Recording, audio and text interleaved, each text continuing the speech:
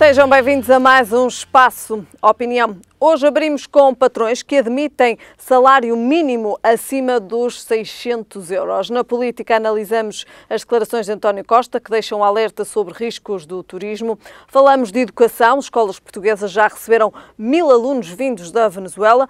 No Porto, Infarmed vai tornar serviços mais eficientes e na política internacional falamos dos progressos na Europa para acordo sobre imigração.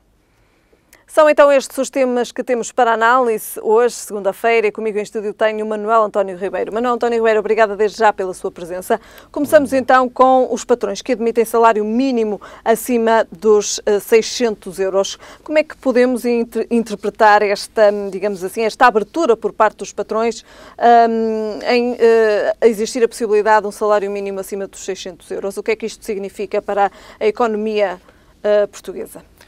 Olá, Helena, aos telespectadores. É óbvio que é uma mais-valia para todos os trabalhadores que se consiga atingir este aumento de mais 20 euros ao atual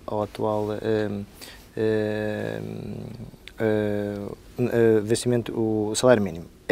Mas nós não podemos dizer que é assim tão linear, ou seja, as entidades patronais vêm aqui dizer que está a ser pensada e estudada a possibilidade de um aumento salarial, mas e com alguma... Que existe esta abertura, não é? Existe esta abertura, já é um bom começo, era pior se eventualmente dissesse que não há abertura nenhuma para que haja esse aumento salarial. Fico muito esperançado que até inclusive as confederações vêm dizer que não só os 600 euros, mas até acima dos 600 euros. Mas ponho uma ressalva, e agora essa ressalva é que eu acho que vai ser, por um lado, se calhar, a parte mais difícil de conseguir convencer as confederações. Todos nós sabemos que o governo... Qual é essa ressalva, Manuel António Ribeiro? E vou já referir, toda a gente sabe que uma das promessas do governo era que o ordenado mínimo ultrapassasse o valor dos 600 euros, e isto, como é uma bandeira do atual governo, é óbvio que vai tentar negociar para que se consiga este feito, e esta meta. E só será possível, e agora respondi-lhe à sua pergunta, só será possível se os vencimentos forem indexados à produtividade e às condições, nomeadamente ao aumento da economia. Ora, se a economia crescer, e aí esta indexação fica aqui pendente, e tenho agora as ressalvas, e quando Portugal deixar de crescer, os vencimentos, o ordenado mínimo regressa para valores anteriores, é a pergunta que se coloca. E se não houver produtividade, e quando não houver produtividade, baixam. Isto vai ser aqui uma negociação que as confederações põem em cima da mesa, ou seja, nós estamos dispostos a aumentar o salário a 600 euros e acima de 600 euros.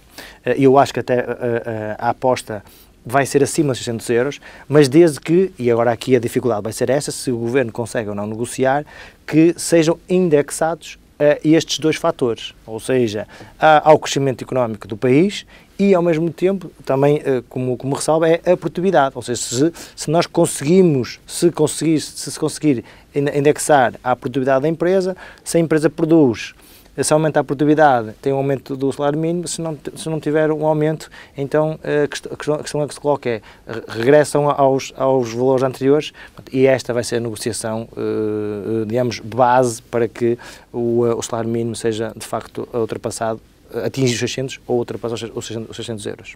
A CGTP pretende que chegue aos 650 euros, Manuel António Ribeiro?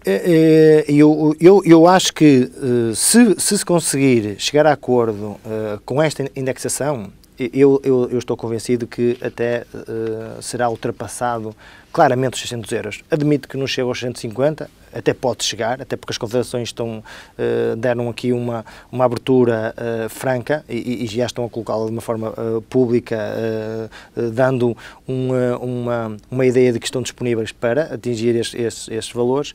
Agora aqui a questão é como disse anteriormente, se vai conseguir indexar estes dois fatores e vamos ver se a indexação é possível só para aumento, mas também se vai ficar vinculada à diminuição. Manuel António Ribeiro, mesmo assim, o salário mínimo em Portugal é dos mais baixos da União Europeia. mesmo com estas possíveis, com esta possível subida, quer para os 600 euros, quer para os 650, Portugal tem o salário mais baixo, o salário mínimo mais baixo da União Europeia. É verdade, Helena, isso é digamos, é um facto. Nós, embora atingindo os 650 euros, já começamos a ficar muito próximo de algumas economias que têm ordenados mínimos como 700 euros, 700 e poucos euros, que já começamos a ter e já começamos a aproximar-nos de uma maioria significativa de países. Mas temos que chegar até lá. E nós não podemos, na minha opinião, como nós tivemos décadas em que o salário mínimo não era proporcional ao aumento que existia, aos valores que existiam médios na Europa, nós nos últimos anos temos vindo a aumentar exponencialmente, com um valor mais significativo do que nos anos anteriores, nas décadas anteriores. Ora, é natural que este crescimento gradual possa vir, a curto prazo, atingirmos valores muito próximos da média europeia. Agora, há uma coisa que nós temos de ser conscientes. Nós nunca vamos conseguir atingir valores de ordenados mínimos como alguns países, porque nós não temos economia para sustentar esses valores. Ora, aqui o desafio é sermos ponderados, graduais e adaptados à nossa realidade. Nós somos um país que somos o que somos um país em que vivemos muito na base dos serviços, onde a nossa indústria precisa de ser alavancada, temos uma agricultura em que não tem uma expressão tão significativa como isso e depois vive sobre uma ajuda considerável, que é o turismo. Ora, em que os valores que são prestados nesse setor são valores em que o ordenado mínimo é sempre um valor de base de negociação. Por isso, é preferível devagar, mas com consistência, que possamos aproximar-nos dos valores médios dos ordenados mínimos da União Europeia. Muito bem. Manuel António Ribeiro falou no turismo, é precisamente também este o nosso próximo tema. António Costa deixou um alerta sobre os riscos do turismo, precisamente em Vila Nova de Gaia. É verdade, numa iniciativa do qual também estive presente na também na iremos falar, que está se prende com a reabilitação urbana. Na inauguração da praça do município, um espaço sublime, um local de centralidade da cidade, em que o Primeiro-Ministro honrou a inauguração daquele espaço, e dizer que, de facto, ele diz, e aí tem toda a razão. Aliás, nós aqui no Espaço Opinião já temos vindo a falar sobre este problema, que por um lado temos o turismo, que nos dá imensas receitas, que nos dá imensa empregabilidade, mas nós... É um motor da economia em Portugal. Sem dúvida, atualmente. E há uns anos esta parte. Sem dúvida que é um motor da nossa economia, mas o motor, quer-se um motor que seja um motor contínuo, que seja um motor em que dure durante muitos anos, mas sem prejudicar todos os outros micromotores, passa a expressão. E os outros micromotores, há um que tem, digamos, que tem tanta ou mais necessidade dele existir, que é o motor digamos, da habitação, ou seja, das raízes. E aí António Costa diz muito bem, ou seja, não faz sentido nós apostarmos só única e exclusivamente no turismo, ou seja, retirar as pessoas das habitações, das suas vidas, pais para filhos, filhos e netos. Não há um processo contínuo e as pessoas são, não digo despejadas, mas pela tentação imobiliária, que hoje vive num BAM em que os valores são exorbitantes e são tentatórios, e passamos a ter, digamos, regiões, espaços, zonas em que elas são turisticamente apetecíveis, não é porque estão lá ao fim de semana franceses ou ingleses, ou à semana estão chineses ou estão alemães, não. são atrativos porquê? Porque existem pessoas que vivem lá, pessoas com o seu habitat, com as suas tradições e com as suas culturas, que atraem estas pessoas. Não é só as Caves em Gaia do vinho do Porto, não é só a Ribeira do Porto, não é só toda esta panóplia não é só a Avenida de Gaia, a Avenida da República ou a Avenida dos Aliados, não, é de facto, não é só as pontes ou o rio, é de facto as pessoas que lá vivem, com aquela caracterização das roupas, dos tendais, com aquela dinâmica as suas características únicas. Ora, se nós não protegemos as características únicas, as pessoas não vivem internamente. As pessoas que lá vivem não vivem internamente. Estas características, Manuel António Ribeiro, peço desde já desculpa por interrompê-lo, correm riscos de serem descaracterizadas com este volume de turismo? Exatamente. Que é também, é essencial também termos estes turistas. É essencial. Mas é preciso preservar aquilo que são os traços característicos das grandes cidades. Que é as tradições. A Helena dizia muito bem, é preciso preservar. É preciso preservar e como dizia, as pessoas não vivem internamente. Ora, as gerações passam de uns para os outros. Ora, os avós, ficam os pais, depois os netos. Para quê? Para reabilitarem. Ora, é fundamental, e esta iniciativa que a agenda deste governo tem que o atual governo tem em curso, nomeadamente nas rendas acessíveis, e até António Costa fala num valor de 2,4 mil milhões que está em cima da mesa para este pacote, é fundamental para quê? Para que os inquilinos, os senhorios, passem a ter uma outra opção de rentabilidade, não só a que o mercado neste momento lhes põe à frente que lhes oferece, que é arrendar o espaço, vender a propriedade para um fim turístico, o único exclusivamente turístico. Ora, é importante manter e consolidar o habitat destas... Por isso existem também 2 programas de reabilitação urbana que também António Costa referiu durante esta visita a Gaia. Este programa tem 2 grandes vetores. Um é ajudar, digamos, através dos apoios fiscais aos senhorios poderem baixarem as rendas e tê-las contratualmente por um período alargado, para que as pessoas possam ter, eu vou ter ali casa durante 5, 7, ou 8, ou 10, ou 15, ou 20 anos, para poder constituir família e criar ali raízes. E um outro é a reabilitação de vários patrimónios do Estado, dos municípios, em que pode ser reabilitado para estas rendas acessíveis. Ora, mas estas rendas acessíveis, a palavra acessível eu acho que podia ser mais feliz, porque as rendas acessíveis dá a ideia de ser rendas para pessoas com menos posses. Não é esse o objetivo, ou também é esse o objetivo, mas é para que a classe média, porque o objetivo é que as pessoas que venham ocupar estes territórios, que são nobres, que têm um valor cultural e patrimonial enorme, de poderem habitarem naqueles espaços famílias com alguns recursos, não só pessoas com menos recursos, mas também pessoas com recursos e poder interagir com todo tipo de famílias, dando àquele património, digamos, valor humano. E esse valor humano é pegar nas tradições e colocá-las em práticas e salvaguardá-las. Porque o dia em que, para dar uma ideia, para concluir este pensamento, o dia em que nós tivemos a Ribeira do Porto, ou a Ribeira de Gaia, os próprios cais, as zonas históricas, 100 pessoas a habitar, nós vamos correr o risco de que o turismo passa a ser um turismo único, exclusivamente para um fim, que é ir às Caves, provar o vinho e ir embora. Ou seja, não tem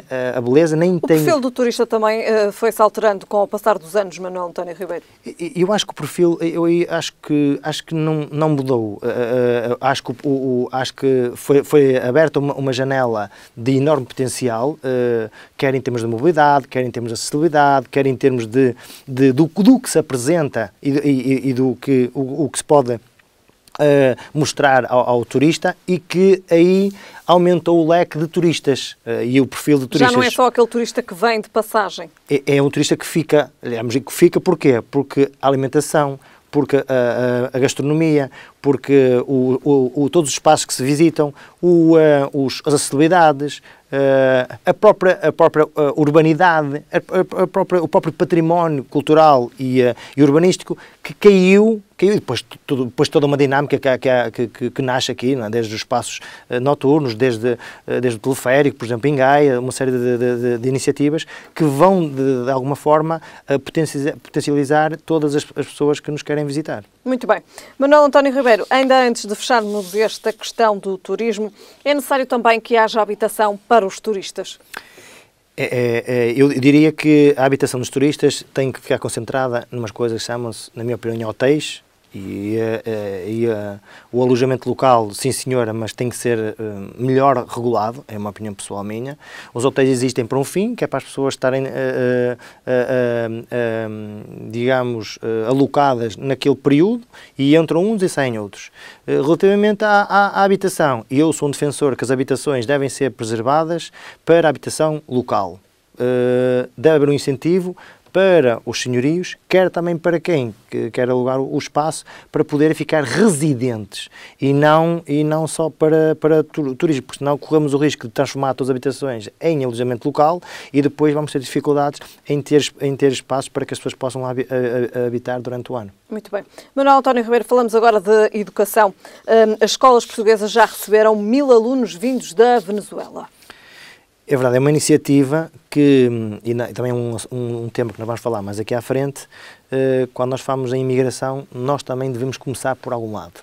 E estas crianças, ao virem para a escola cedo, ao virem para o nosso país cedo, podem perfeitamente começar a fazer um processo de integração muito mais fácil do que eventualmente virem para Portugal já com uma idade muito mais avançada. Isto porquê? Porque começam desde pequenino a conhecer a cultura, os hábitos, as regras, a relação da comunidade, e a sua integração passa a ser muito fácil, passam a ser crianças como se cá nascessem ou cá vivessem. Por isso, esta medida é uma medida, até acho que deve ser uma medida de exemplo, e que nós deveríamos e poderíamos fazer a milhares de crianças que atravessam o mar Mediterrâneo e que podiam perfeitamente ter o mesmo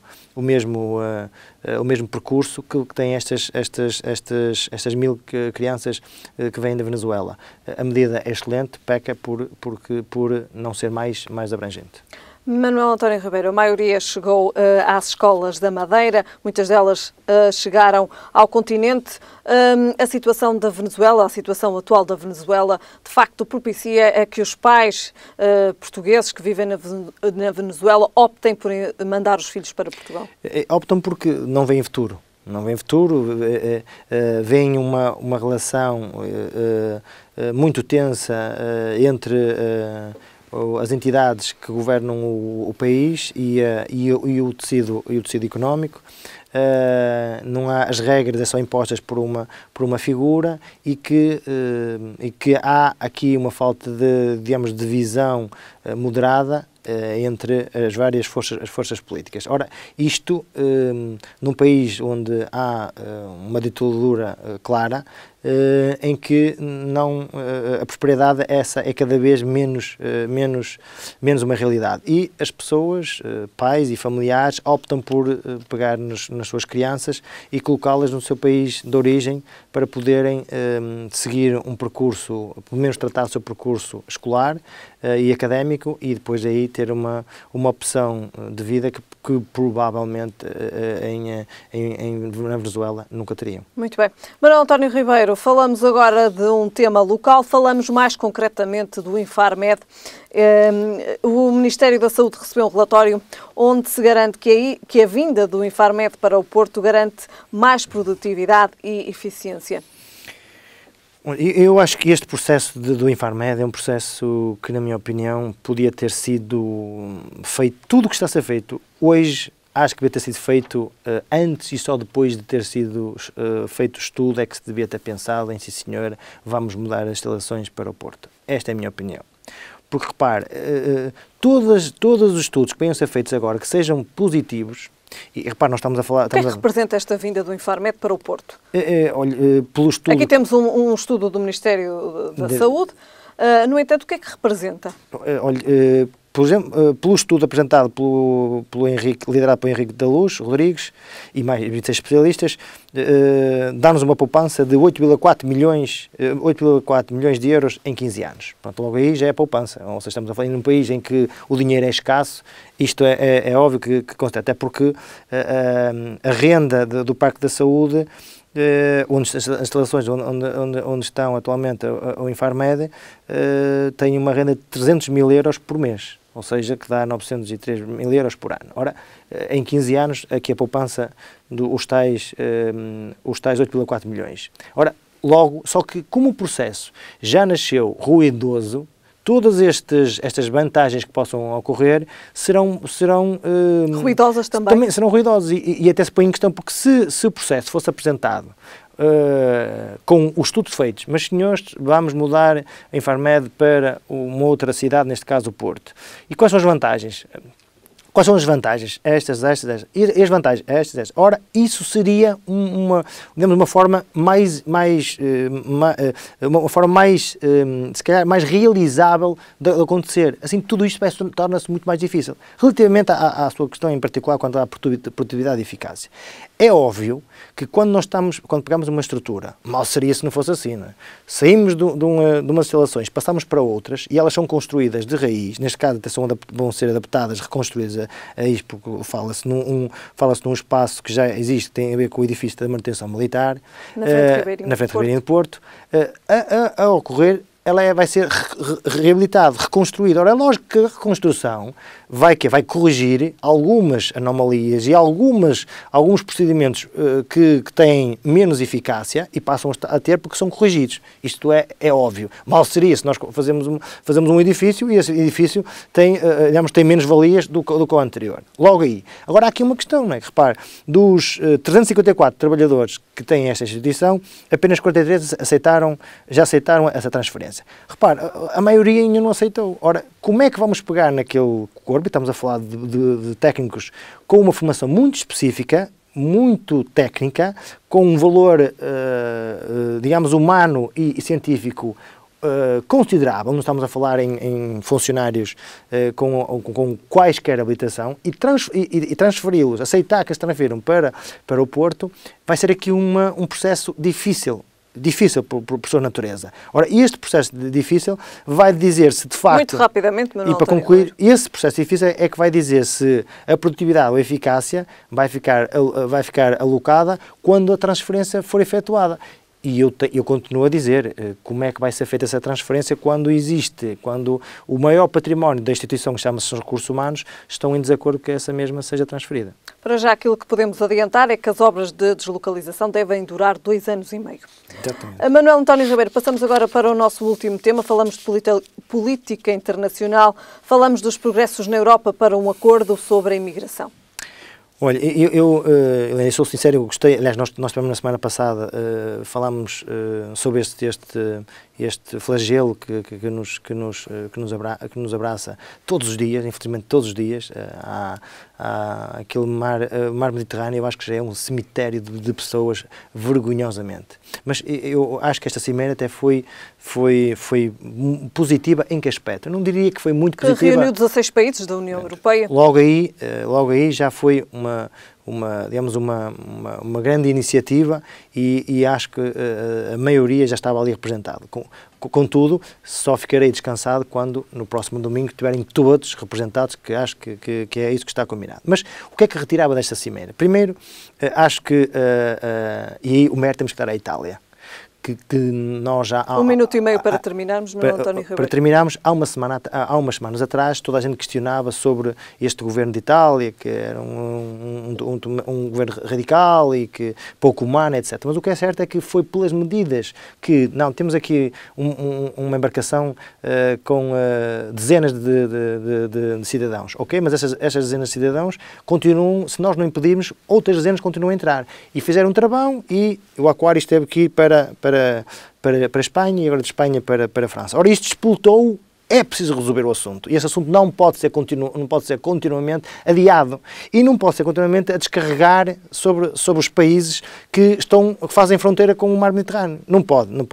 Ora, Espanha põe aqui uma sugestão, qual eu sou defensor, que é Ou seja, os países onde as pessoas são embarcadas, tem de haver ali, digamos, é a raiz do problema. Tem de ser. E aí, nesses países onde tem que ser tratado, estão em condições de irem para os países. Qual país? O A, o B ou o C? Sim, senhora. E vão já para aquele país. Não faz sentido virem todos para a Itália ou todos para a Grécia. Muito rapidamente. E depois lá aglomerados e depois em condições desumanas. Por isso, antes, na origem, tratá-los, verem as suas condições e depois encaminhá-los para os países. E os países da Europa têm que, de uma vez por todas, abrirem as suas fronteiras, mas a esses países, a essas pessoas que já vão devidamente encaminhadas e devidamente orientadas. Muito bem, Manuel António Ribeiro. Terminamos hoje, então, a falar nos progressos na Europa para um acordo sobre imigração. Voltamos a ver-nos na próxima semana. Boa semana. Foram, então, estes os temas hoje em análise no Espaço Opinião. Eu regresso amanhã.